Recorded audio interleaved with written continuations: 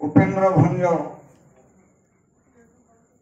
एथि आज आम भूमुसरवासी गर्वित जेते पाला दासकेठिया कलाकार यही आपणकर भूमुसर माटीर कवि कला चर्चा करी से माने आज किछि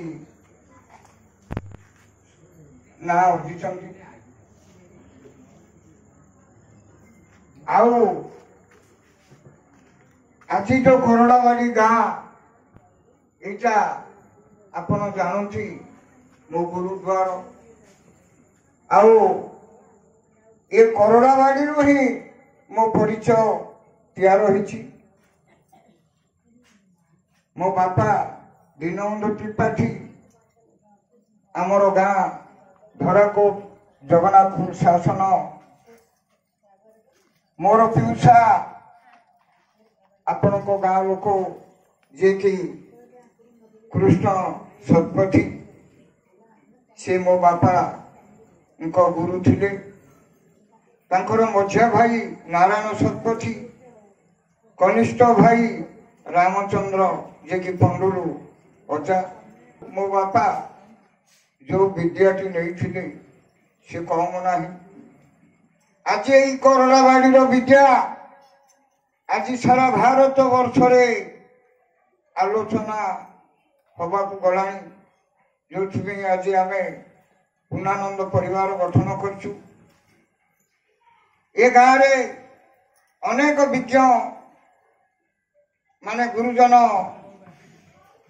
अतीत रे थिले। ए गाँव को गुरु पूर्णानंद आसीथिले। कृष्ण श्यामल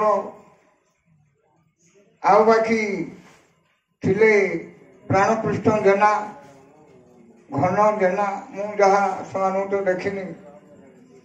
ए निकटस्थ बांगरड़े भरत भो माने एजाक जो माने पूर्णानंदर मुखपात्र किंतु दीपतल अंधार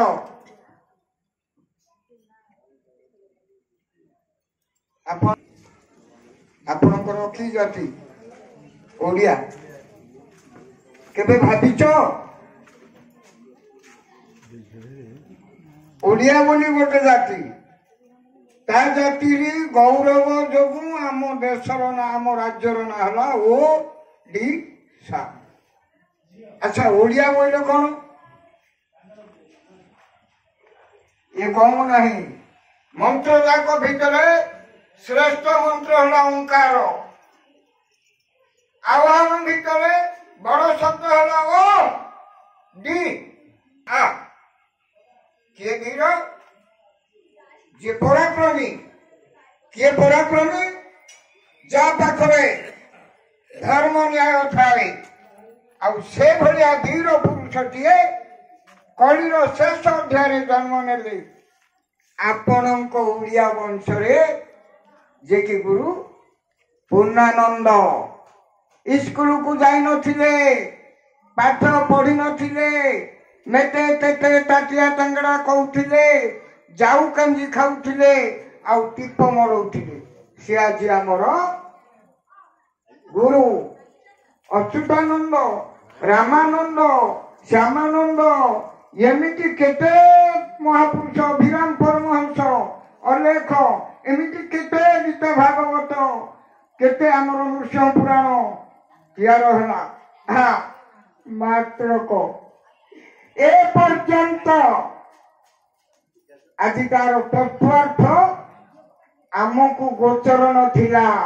गुरु पूर्णानंद आसी आमको परिचय देदेले ओडियार परिचय देले। ओ बोले ओंकार बी बोले बिंब बिंब बोले अखंड मंडलाकारम के कहूची शून्य पुरुष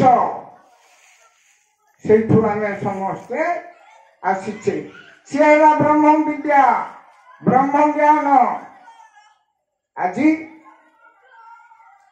ये जीव आसीची आ जीव कौन करी जीव ना आमको गुरु बतई किछि किछि नियम।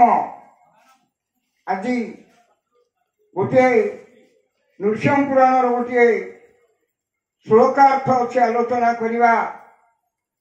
अर्जुन गांडीव धनु थोईदेले, ये मो गुरु, ये पितामह, मुझे मारी पारिनी। हे प्रभु श्रीकृष्ण, जो गुरु मते शिक्षा देथिले, सातताल पोटा उपरे मणिस्तंभ चक्र घुरुथिला, माथर बाम आखि की सर बिंदी द्रौपदी की प्राप्त होइथिली, आ गुरु बधम करिबिनी।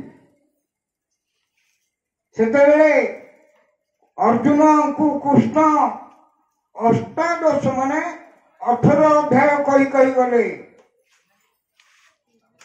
अर्जुन तापरे प्रभु क्रोधान्वित हेले, किरे अर्जुन तू वीर बलुआ, देखे सीमी मुखिए विश्वरूप होइले। अर्जुन क्षीरटी खसी पड़ा। तापरे सी हे प्रभु आपण क्रोधान्वित हुंतु नहीं, आपण क्रोधान्वित हुंतु नहीं। अर्जुन को क्षमा कर, एबे आज्ञा जहा हम ताहा करिबी गोसाई। उठा गांडीव, उठेला गांडीव, सड़खे धनु सड़खिला काकु मारिबु। रे सुन विपरीत बाणी, पर्वत शिखरे शेउल खेलुची, समुद्र खेले हरणी। कौन पर्वत रे शेउल माछ खेलिबो कि? एटा केते कवि पढ़ले, मात्र जने ओडिया पिला स्कूल को जाइनी, सी हमको अर्थ बतेला। अर्जुन किए ना पिंड ब्रह्मांड एकमत, आमर देहटा हला सृष्टि। ए सृष्टि रे पंच पांडव 5 पड़ा रे शासन कले। आज्ञा पृथ्वी तैयार हला माटी, पानी, पवन, आलोक, शब्द ना नहीं। माटी मल द्वारे माटी अच्छी, पिशाब कले पानी अच्छी, नासारे पवन अच्छी, आखिरे सूर्य चंद्र अच्छी, कानरे आकाशवाणी कटक, पंच महाभूत। जेतले सृष्टिटा सर्जना कले, ताहले ये देह भितर आज हमको गुरु बतेले।